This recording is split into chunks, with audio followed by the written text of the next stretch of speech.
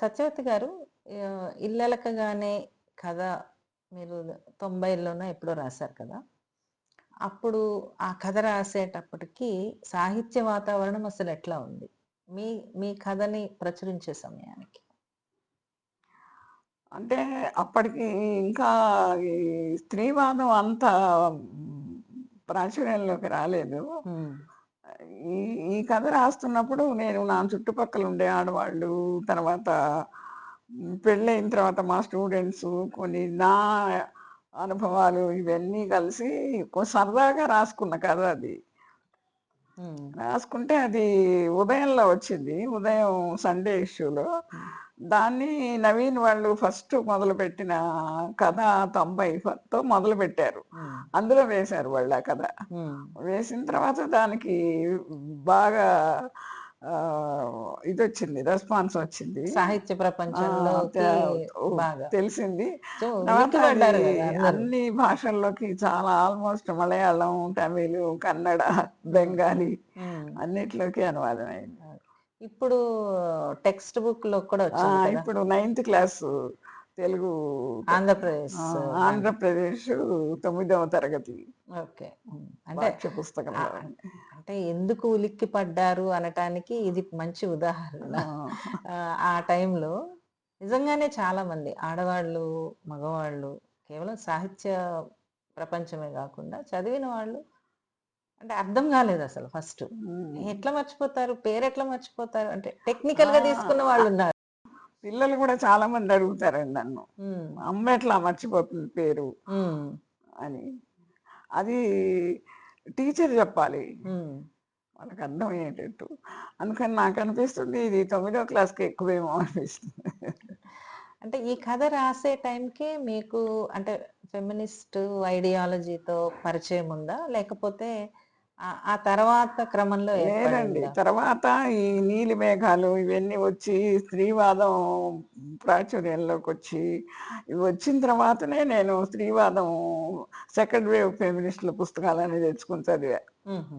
అది హ్మ్.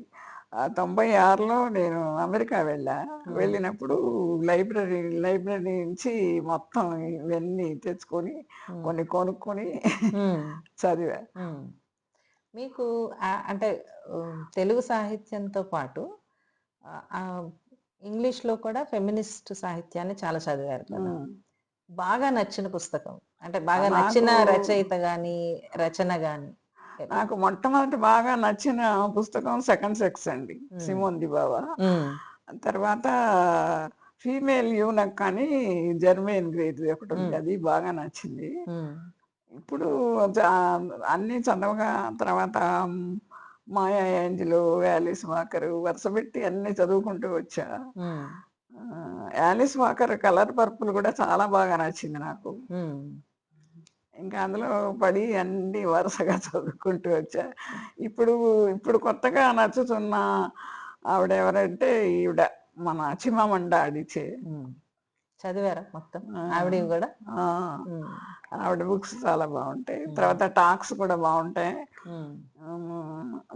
మనకి కూడా ఇప్పుడు 'కవిత కానే' అని ఒక ఆవిడ హుహు. భీమాస్ వైఫ్ అని, కర్నాస్ వైఫ్ అని హ్మ్. ఇవన్నీ రాస్తోంది. హ్మ్. బాగా రాస్తోందావిడ. హ్మ్. అంటే ఫెమినిస్ట్ ఐడియాలజీతో రాస్తోంది. ఆ!